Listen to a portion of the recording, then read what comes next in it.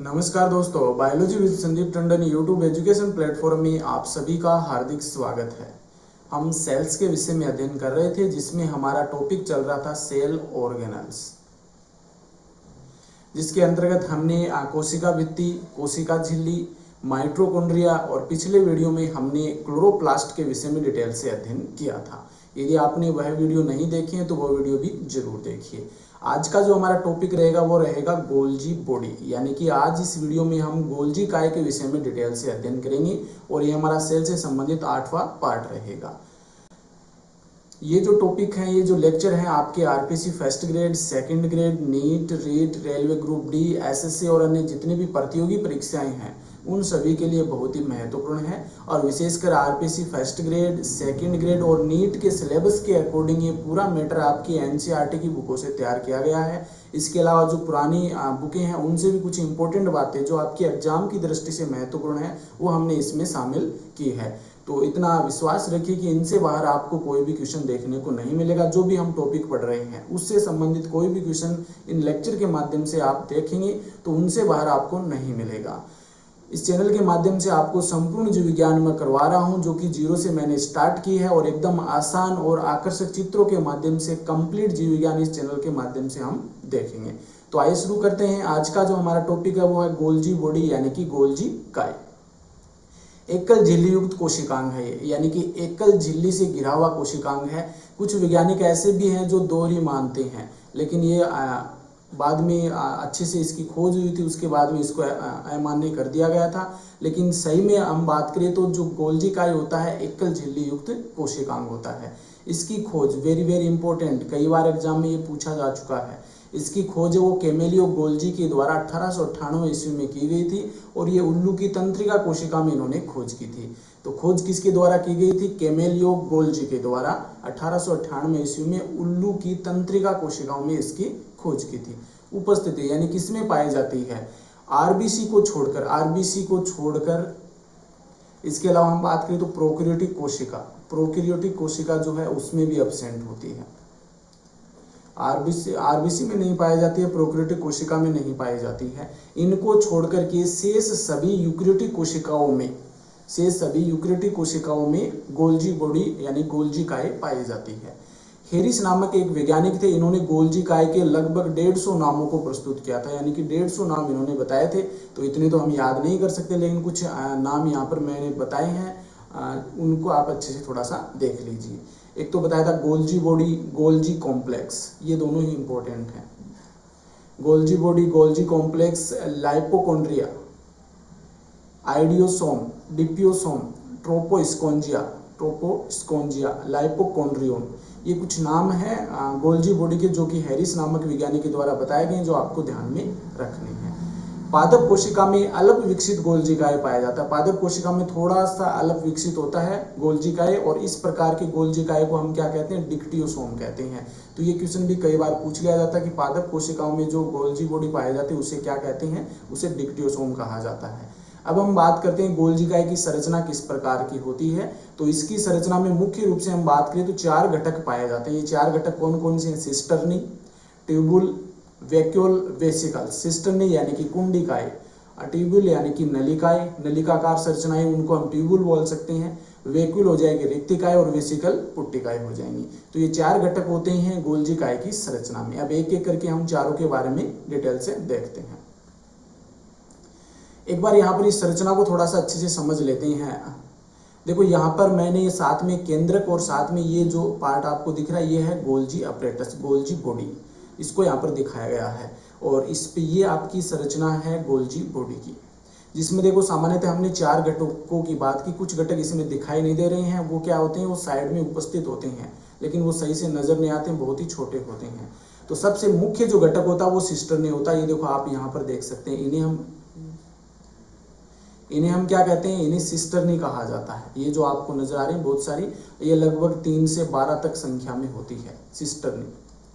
और इसके बाद में देखो सिस्टर्नी के बाद में ट्यूबुल्स आती है। ट्यूबुल्स इसके साथ में यहाँ पर इस प्रकार से जुड़ी हुई होती है, इसमें दिखाई नहीं दे रखी है देखो, लेकिन इस प्रकार से यहाँ पे इस प्रकार से जुड़ी हुई पाई जाती है जो ट्यूबुल होती है। इसके बाद में आती है वेसिकल। वेसिकल देख सकते हैं यहाँ पर, ये बहुत सारी साइड में स्वतंत्र रूप से जुड़ी हुई इस प्रकार से पाई जाती हैं वेसिकल्स। और एक होती है रिक्तिकाएं, रिक्तिकाएं भी यहीं पे उपस्थित होती है, इसी प्रकार से ये स्वतंत्र रूप से उपस्थित होती है। ये 4 घटक होते हैं। अब देखो जो सिस्टर्नी होती है इसमें 2 फेस पाए जाती है, एक तो सी फेस होता है और एक ट्रांस फेस होता है, ट्रांस फेस। अब देखो सी फेस होता है एक तो सीस फेस और एक होता है ट्रांस फेस। सीस फेस है ये, सॉरी सीस फेस होता है, एक ट्रांस फेस होता है। इसे हम क्या कहते हैं, फॉर्मिंग फेस भी कहते हैं, और इसे हम कहते हैं परिपक्व अंतल, ट्रांस फेस को।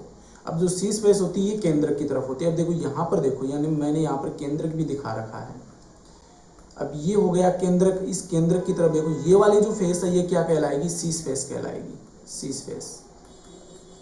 और इसकी इस साइड वाली कोशिका झिल्ली की तरफ जो संरचना है उसे कहते हैं ट्रांस फेस, ट्रांस फेस। ये थोड़ा सा ध्यान में रखना है। ये जो सी स्पेस है ये उत्तल हो जाएगी और ये अवतल हो जाएगी, क्योंकि इसी प्रकार से उपस्थित होती हैं। ये उत्तल हो जाएगी, ये अवतल हो जाएगी। इसके अलावा हम बात करें तो इसका नाम फॉर्मिंग फेस, इसका परिपक्व अंतल हो जाएगा, ये फॉर्मिंग फेस हो जाएगी। ये थोड़ा सा ध्यान में रखना आपको। इनके नाम जो उपनाम है वो भी मैं आगे इस डिटेल से बात करेंगे तो यहाँ पे समझा दूंगा। अब इनका कार्य क्या होता है, ये जो सी स्पेस होती है ये तो क्या करती है, जो उत्सर्जी पदार्थ होते हैं उनको ग्रहण करने का कार्य करती है, जबकि ट्रांसफेस जो होती है ये क्या करती है, उन उत्सर्जी पदार्थों को बाहर निकालने का, उत्सर्जन करने का कार्य करती है। तो ये 4 घटक मैंने आपको यहाँ पर बता दिए। देखो सी स्पेस यहाँ पे है और ये ट्रांसफेस यहाँ पे है, ये ऊपर की ओर और ये नीचे की ओर। ये थोड़ा सा ध्यान में रखना है। एक बार इस रचना को हम थ्योरी के रूप में समझ लेते हैं कि गोल्जिकाएं में 4 घटक होते हैं, सिस्टर्नी यानी कि कुंडिकाएं, ट्यूबुल यानी कि नलिकाएं, वैक्यूल यानी रिक्तिकाएं, वेसिकल यानी कि पुटिकाएं। तो जो सिस्टर्नी होती हैं इनकी संख्या ये 2 से 23 नहीं है, 2 से 12 है, 2 से 12 तक पाई जाती है, 2 से 12 तक सिस्टर्नी पाई जाती है। और ये प्याले या कटोरे की आकृति की होती है, इस प्रकार से होती है, इस प्रकार से उपस्थित होती है और 3 से 12 तक होती हैं। इसकी 2 सतह होती हैं, सीस फेस और ट्रांस फेस। ये देखो यहाँ पर इस प्रकार से उपस्थित होती हैं। यहाँ पे आपका केंद्रक हो जाएगा और यहाँ पर कोशिका झिल्ली हो जाएगी। सी स्पेस होता है और एक ट्रांस फेस होता है। सी स्पेस जिसे हम सरूपण तल भी कहते हैं, उत्तल तल भी इसे कहा जाता है और इसे फॉर्मिंग फेस भी कहते हैं। और ये केंद्र की तरफ होता है, ये वाला जो केंद्र की तरफ होता है ये सी स्पेस कहलाता है। और इसका कार्य होता है अपशिष्ट पदार्थों को ग्रहण करने का, अपशिष्ट पदार्थों को ग्रहण करने का कार्य वो सी स्पेस का होता है। इसके बाद में आता है ट्रांस फेस जिसे हम परिपक्व तल भी कहते हैं और इसे अवतल तल भी कहा जाता है। प्लाज्मा कला की तरफ उपस्थित होता है, ये जो प्लाज्मा कला इसकी तरफ उपस्थित होता है ट्रांस फेस। और ये क्या करता है, जो अपशिष्ट पदार्थ हैं उनको ये ग्रहण करने वाली, सॉरी यहाँ पर ग्रहण नहीं है, उत्सर्जन आ जाएगा, अपशिष्ट पदार्थों को उत्सर्जन करने वाली संरचना होती है, उत्सर्जन करने वाली संरचना होती है, क्योंकि इन अपशिष्ट पदार्थों को कोशिका झिल्ली के माध्यम से बाहर निकाल देती है। अपशिष्ट पदार्थों को उत्सर्जन करने वाली संरचना होती है ट्रांसफेस या परिपक्व तल, या इसे हम अवतल तल भी कहते हैं। थोड़ा सा अच्छे से ध्यान में रखना है। फिर आता है ट्यूबुल यानी कि नलिकाएं।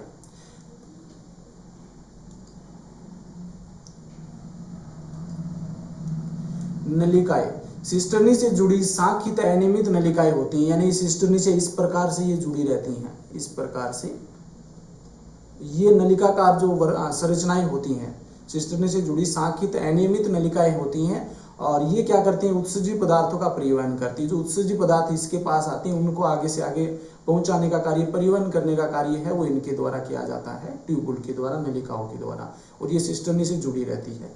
फिर आती है वैक्यूल्स यानी कि रिक्तिकाएं। ये ट्यूबुल से जुड़ी रहती है। ये जो ट्यूबुल होता है ये इसके साथ में जुड़ी हुई पाई जाती है और ये वर्ताकार संरचनाएं होती हैं। फिर आती है वेसिकल या पुटिकाएं। तो ट्यूबुल से निर्मित वर्ताकार संरचनाएं ये क्या होती है, इनसे जुड़ी हुई न होकर के अलग हो जाती हैं। वेसिकल्स जो होती हैं अलग हो जाती है, स्वतंत्र रूप से पाई जाती हैं वेसिकल या पुटिकाएं। और ये ट्यूबुल से निर्मित होती है, ट्यूबुल से बनती है। वसा व प्रोटीन का संचय करती है, वसा व प्रोटीन का संचय इसके द्वारा किया जाता है। अब देखो एक बार यहाँ पर मैं आपको ये चीजें फिर से बता देता हूँ।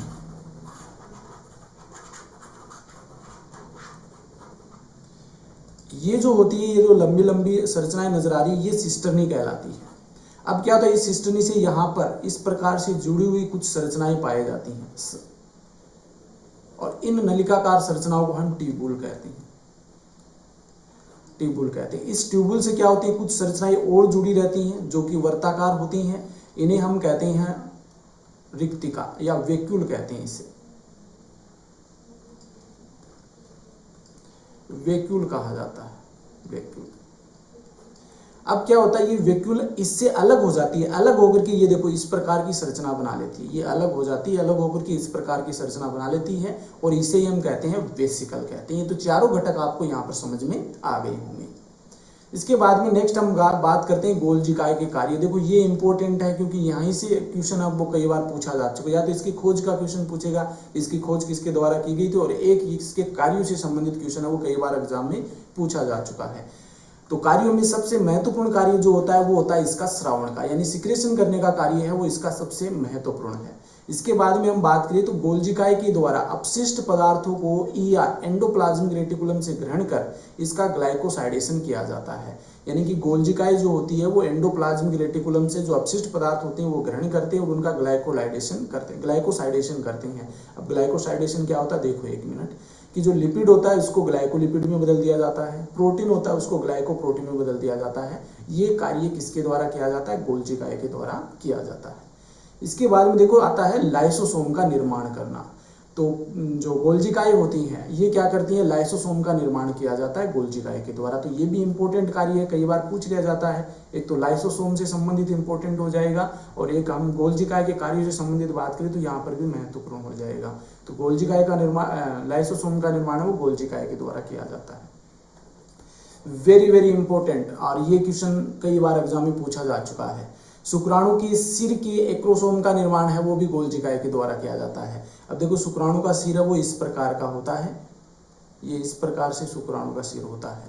तो ये आगे वाला जो भाग है ये कहलाता है एक्रोसोम, एक्रोसोम कहलाता है। इसी एक्रोसोम में बहुत सारे एंजाइम उपस्थित होते हैं जो क्या करते हैं, अंडाणु की झिल्ली को छिद्रित करके उसके अंदर प्रवेश करवाया जाता है शुक्राणु का, वो इसी एंजाइमों की सहायता से। तो इस आगे वाले भाग का निर्माण वो किसके द्वारा किया जाता है, तो ये गोल्जी काय के द्वारा किया जाता है। तो ध्यान में रखना है कि शुक्राणु के एक्रोसोम का निर्माण वो गोल्जी काय से होता है। अंडे की निषेचन झिल्ली का निर्माण है वो इसके द्वारा किया जाता है। तो गोल्जी काय के द्वारा अंडे की जो निषेचन झिल्ली है, निषेचन होने के बाद मान लीजिए कोई अंडा है, इसका निषेचन हो गया, निषेचन होने के बाद इसके चारों ओर एक निषेचन झिल्ली का निर्माण है वो किसके द्वारा किया जाता है, गोल्जी काय के द्वारा किया जाता है। और ये कार्य क्या करता है, पॉलीस्पर्मी को, यानी कि एक से अधिक शुक्राणु से निषेचित न हो अंडाणु, इसलिए इसको रोकने का कार्य निषेचन झिल्ली करती है। नेक्स्ट कार्य है कोशिका झिल्ली के निर्माण में आवश्यक प्रोटीन का निर्माण। कोशिका झिल्ली का जब निर्माण होता है उस समय जो आवश्यक प्रोटीन होती है कौन सी होती है, लिपोप्रोटीन या लाइपोप्रोटीन भी इसे हम कह सकते हैं। इसका निर्माण भी किसके द्वारा किया जाता है, तो ये इसका निर्माण भी गोल्जी काय के द्वारा किया जाता है, ये ध्यान में रखना है। साइटोकाइनेसिस के समय कोशिका पट्ट का निर्माण, तो साइटोकाइनेसिस यानी कोशिका द्रव्य का विभाजन होता है, कोशिका द्रव्य का विभाजन होता है। तो उस समय देखो प्लांट में तो क्या होता है, प्लांट में तो बीच में पट्टिका बनती है, जबकि एनिमल जो होता है उसमें बाहर की ओर इस प्रकार से खांच का निर्माण होता है। तो इस समय जो इसका निर्माण होता है, प्लांट सेल्स की हम बात करें तो इस समय जो इसका प्लांट सेल्स के अंदर निर्माण होता है तो उस कोशिका पट्ट का निर्माण वो किसके द्वारा किया जाता है, गोल्जी काय के द्वारा किया जाता है। और ये कोशिका पट्ट का निर्माण है वो इसमें क्या उपस्थित होते हैं, कैल्शियम और मैग्नीशियम के जो पैक्टेट होते हैं वो उपस्थित होते हैं। तो ये ध्यान में रखना है कि साइटोकाइनेसिस के समय कोशिका पट्ट का निर्माण है वो गोल्जी काय के द्वारा किया जाता है। तो ये हो गए आपके गोल्जी काय से संबंधित वेरी वेरी इंपॉर्टेंट जो कार्य हैं वो, क्योंकि यहाँ से ही क्वेश्चन पूछा जाएगा।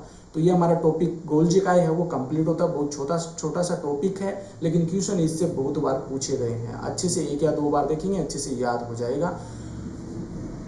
लगातार इस चैनल पर जुड़े रहिए जिससे कि आपको बायोलॉजी की टॉप क्लास क्लासेज है वो आपको इस चैनल के माध्यम से मिलने वाली है। कंप्लीट बायोलॉजी मैं इस चैनल के माध्यम से आपको करवाने वाला हूँ, जो कि आपके RFEC first grade, second grade, NEET, railway group D, SSC, अन्य जितने भी प्रतियोगी परीक्षाएं उन सभी के लिए महत्वपूर्ण रहने वाली है। और इसके अलावा एक इम्पोर्टेंट सूचना ये कि रेलवे ग्रुप डी की एक मैराथन क्लास है वो मैं आपके लिए लेकर के आने वाला हूँ, जिसमें आपकी जो नोट्स हैं, हस्तलिखित नोट्स हैं, वही मैं आपको यहाँ पे बताऊँगा। क्योंकि टाइम बहुत कम बचा है इसलिए इस प्रकार से उसकी जो टाइपिंग है वो नहीं कर सकते हैं। आज के लिए इतना ही। वीडियो अच्छा लगा तो अधिक से अधिक शेयर कीजिए और चैनल को सब्सक्राइब कर लीजिए। बेल आइकन पर जरूर प्रेस कीजिए ताकि आने वाले वीडियो की नोटिफिकेशन है वो आप तक पहुंच सके। धन्यवाद।